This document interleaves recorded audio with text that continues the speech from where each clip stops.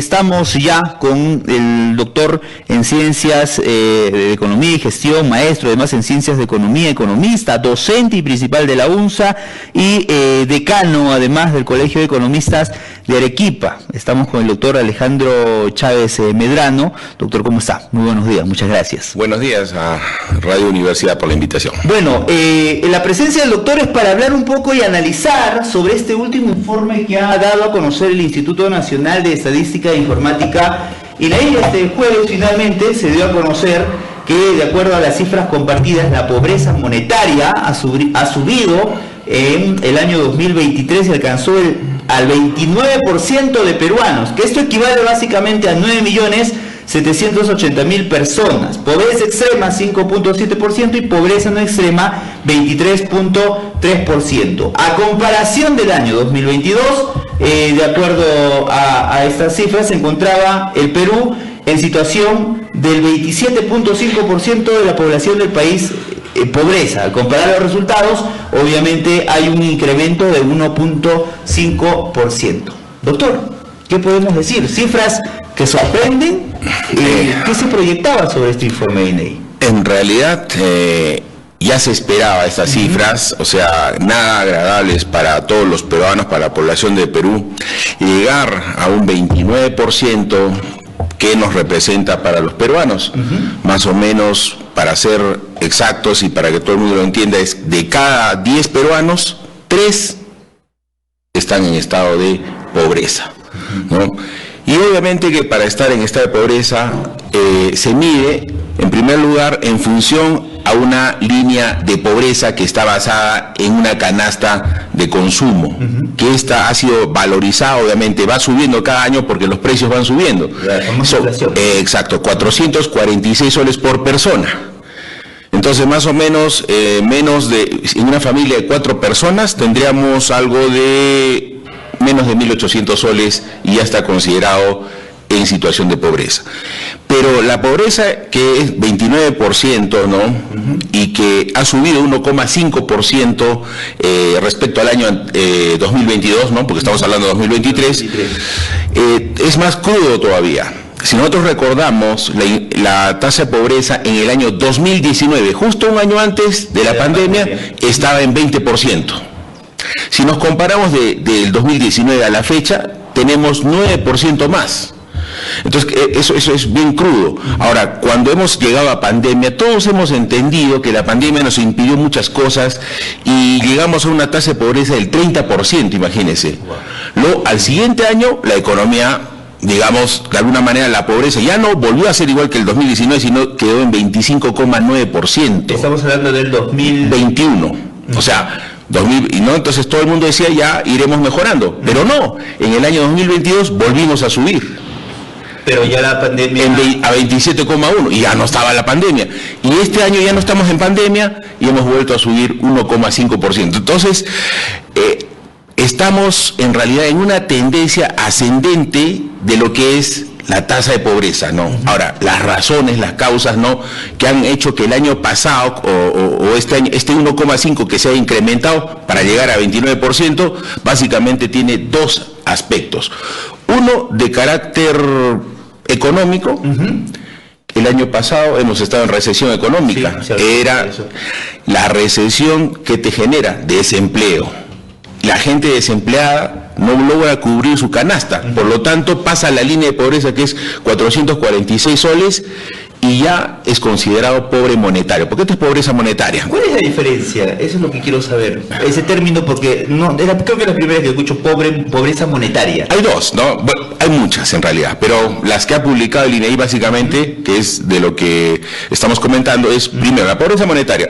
La pobreza monetaria podemos dividirla. Primero, hay una línea por persona, no por familia. 446 soles al mes de gasto, que cubre tu canasta básica, ¿ya?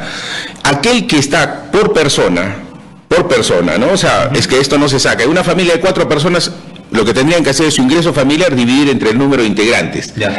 Y si sale menos de 46 soles, es considerado pobre. Que es, en esa situación está cerca de 9 millones, cerca de 10 millones de peruanos.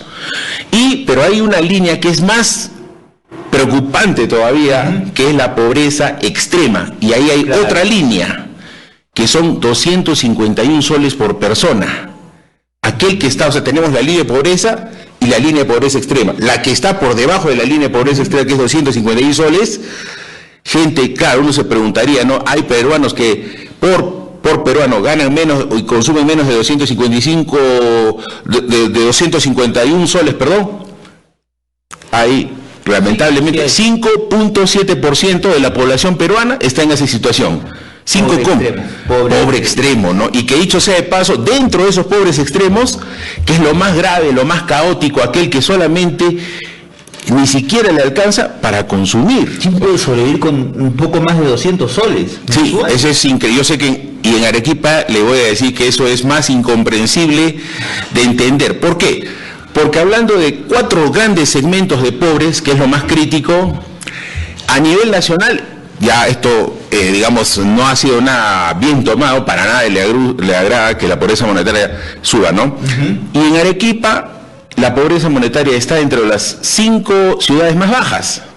Sí, es lo que está. Entonces, estamos viendo esto. Los que presentaron menor incidencia fueron Ica, 6.9%, Moquegua, 13.1%, Arequipa, 13.9%, Madre de Dios, 16.6% y Lambayeque, 17.9%. Así es. Entonces, ¿qué podemos entender?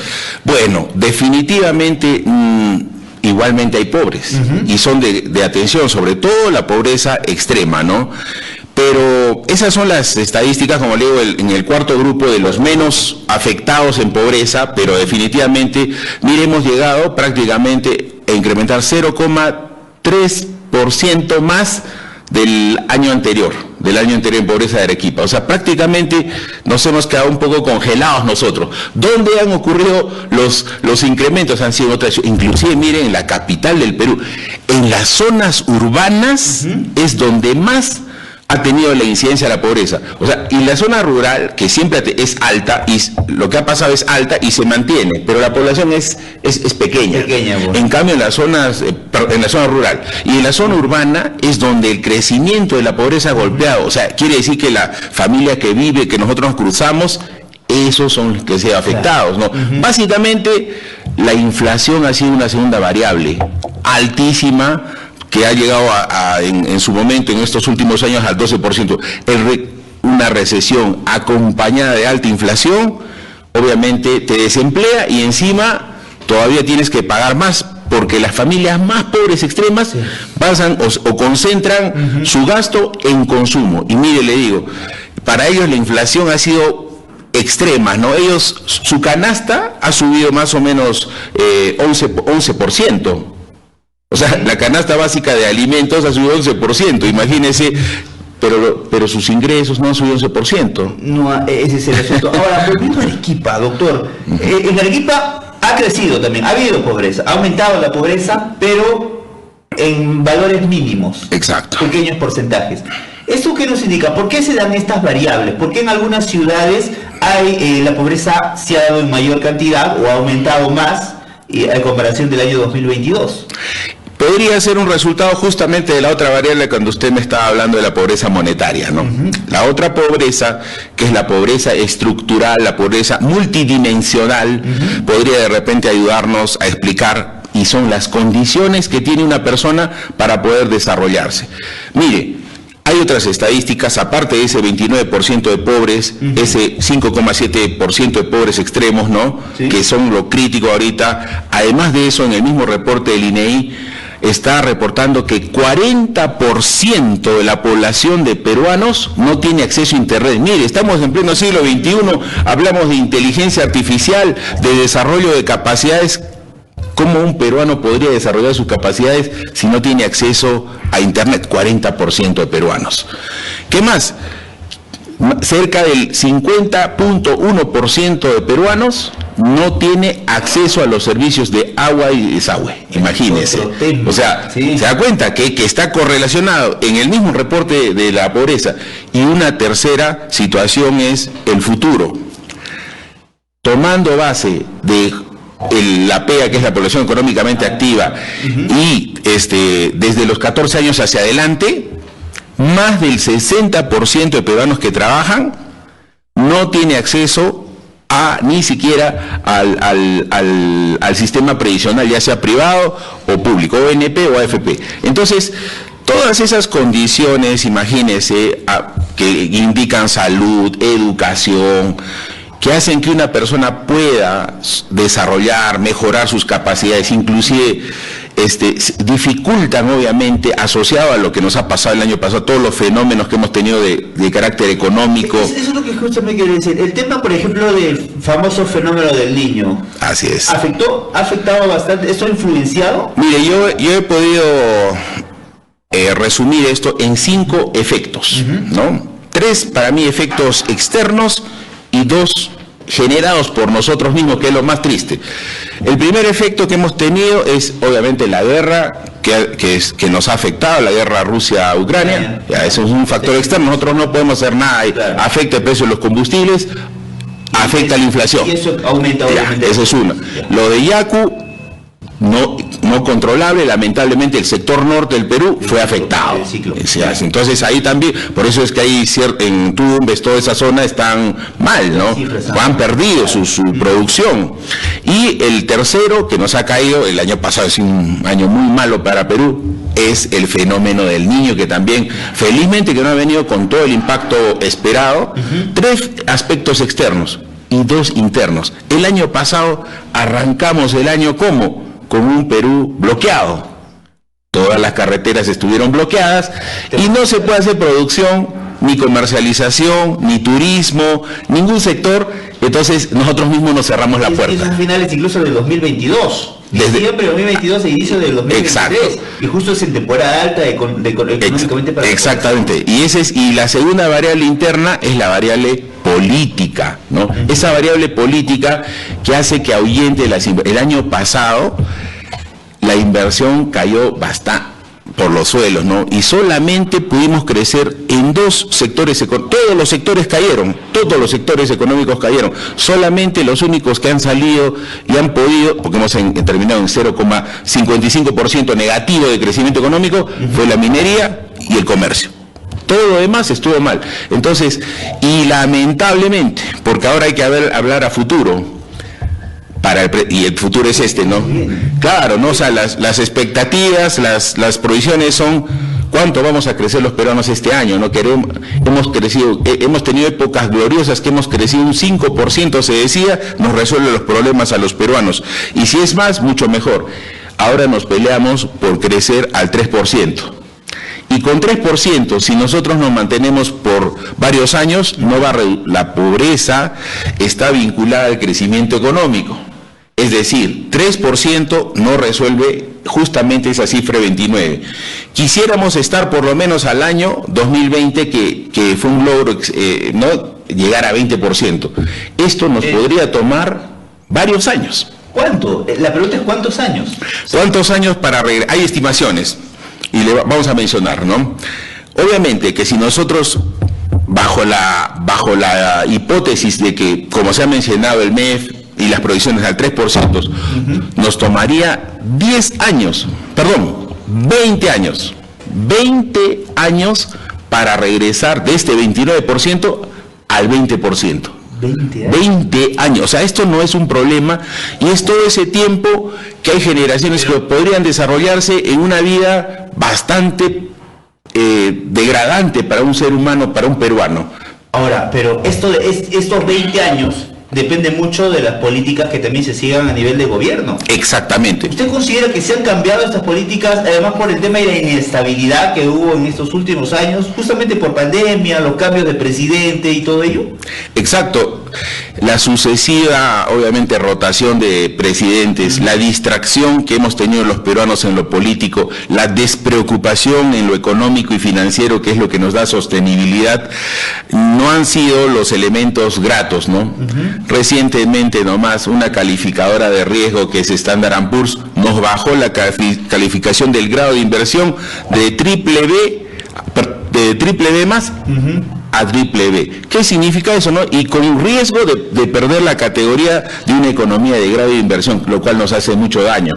caer a grado especulativo sería lo peor que nos pase, ¿no? Entonces, ese tipo de situaciones generan expectativas negativas, y nosotros que necesitamos es inversión, crecimiento económico para poder subsanar. Yo he dicho 20 años que podríamos retornar al 20%, pero podrían ser de repente 10 si nosotros no estuviéramos hablando de un 3%, sino de un 5% o más de crecimiento económico. Pero ese crecimiento económico no se va a lograr en las condiciones actuales, con problemas entre los peruanos, con querer cambiar presidentes a cada instante, con despreocuparnos, con darle la espalda a las inversiones que muchas veces se nos ofrecen, ¿no? Entonces, tenemos que ser más preocupados, podríamos estar haciendo daño nosotros mismos.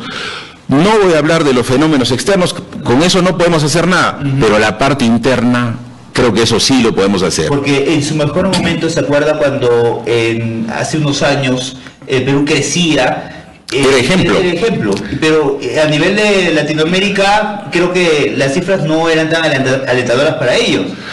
¿Cómo se manejaba? O sea, ese contexto, por ejemplo, si hacemos comparación. Se ha llegado a hablar desde el año, 2002 hasta el 2016 de un crecimiento sostenido. Hay generaciones de personas que desconocen cómo es un Perú crítico de los años 80, 90, y que hoy estamos lamentablemente camino a eso, si es que no lo resolvemos, ¿no?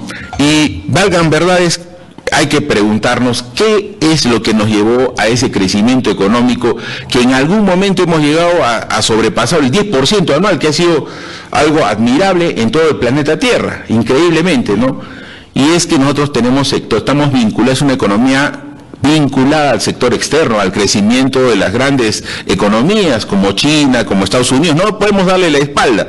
Eso nos ha hecho crecer. Eso también, cuando nosotros crecíamos a esas cifras del 12%, del 10%, 8%, 6%, 5%, eso justamente nos llevó hasta el año 16, que ya no estamos creciendo tanto, pero por inercia hemos llegado al 2019 a una tasa de pobreza del 20%. Era Perú el ejemplo de cómo se trabaja y de cómo se combate la pobreza. ¿Cómo se combate la pobreza?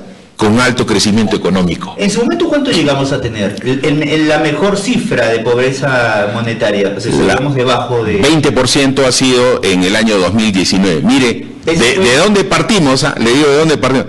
Año 1990, si nos vamos ahí, 54% de peruanos estaban en pobreza. Más de la mitad. O sea, y por eso el país estaba totalmente conmocionado. Y después pasarnos a lo que estamos hablando del año 2019 a un 20%, pues claro. Esa fue la cifra récord positiva que se en los últimos tiempos, y ahora, por eso, y lo más cercano que tenemos, creo que las proyecciones que se hagan hacia adelante deberían tener como base por lo menos ese 20%, porque ya lo logramos. Claro.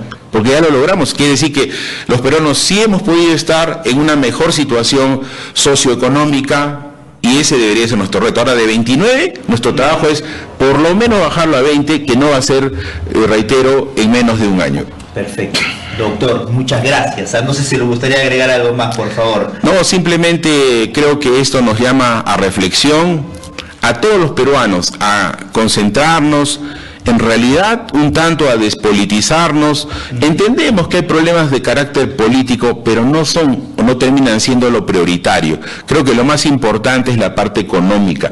Tenemos que hablar ahora de cómo es que vamos a lograr ese crecimiento económico. Me olvidaba de algo que a veces hay sectores que opinan, me parece incorrectamente, respecto a los programas sociales.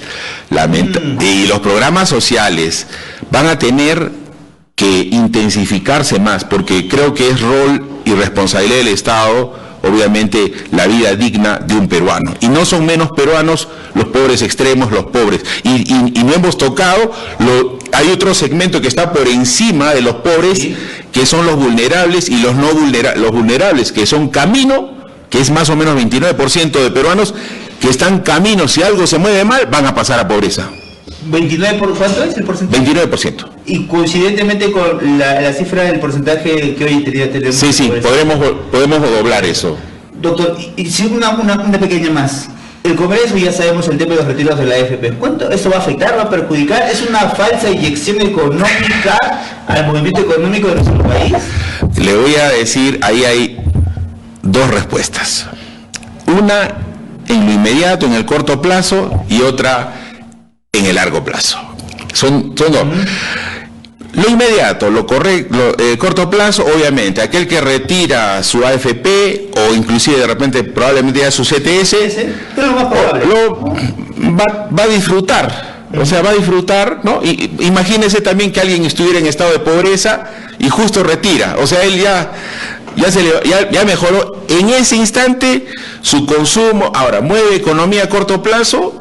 Sí, pero no estamos pensando en el largo plazo. Pero ese va a ser un momento, pero engañoso, podríamos decirlo. O sea, dentro del análisis global. Exactamente. Dependiendo, es que eso depende mucho de qué va a hacer con el dinero. Entonces, que está retirando.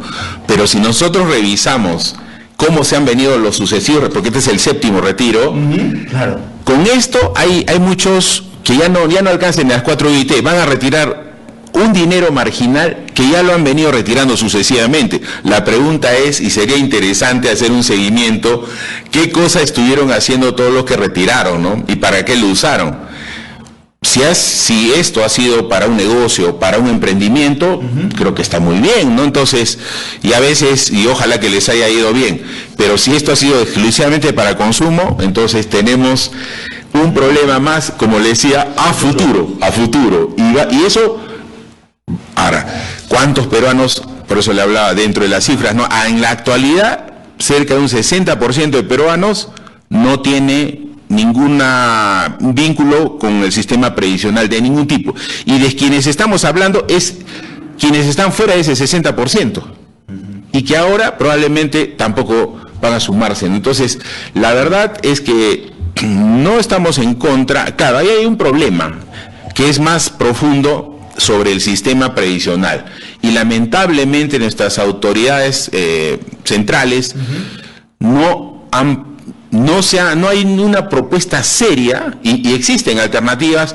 No estamos tampoco en el todo debe hacerse cargo el Estado o todo el sistema privado. Creo que los extremos en esos casos han sido malos.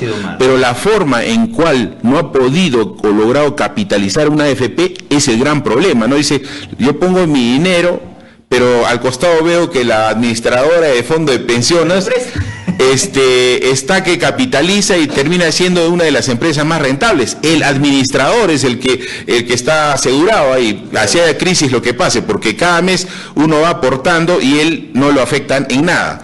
En cambio, el fondo, que una gran parte está en bolsa de valores, en otros títulos en los cuales invierte, eso está sujeto a todo el vaivén económico y político dentro de Perú y fuera del país, porque las AFP no solamente tienen sus acciones en Perú, sino fuera.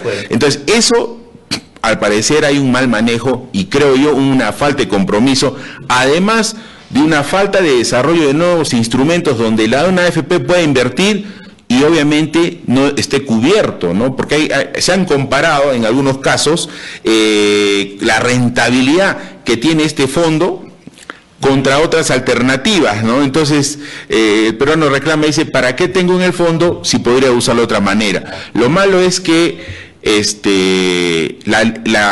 que en cierto grado hay libertad, debería haber libertad, pero para ver dónde pones tu dinero, porque estamos obligados por ley de alguna manera los que están o ONP, nada más, y en ONP tampoco actualmente la pensión que recibe no es digna, o sea, y está, si comparamos, ya que lo ha dicho, comparamos con los niveles de pobreza, algunos están por debajo también. Sí, increíble, es lo que también falta mejorar, y ahí necesitamos una reforma de pensiones. Definitivamente. Bueno, doctor, muchas gracias. Tiene labores académicas ahora, justamente. Vamos a despedirlo. Muchas gracias, doctor, por estar con nosotros aquí en Universidad Noticias. Hemos estado con el doctor doctor justamente hablando acerca del tema de la inflación, ¿no? Y de lo que ha significado además esas estadísticas de INE. Y bueno, así es que vamos entonces a estar pendientes de todas las más reacciones de lo que vaya ocurriendo tras estas estadísticas. El doctor Alejandro Chávez Medrano, docente de la UNSA y además decano del Colegio de Economistas de Arequipa. Nos vamos a una breve pausa, amigos, y venimos con mucho más aquí en Universidad Noticias. Volvemos. Somos Radio Universidad, 980 kHz AM. Ofrecemos programas informativos, políticos, culturales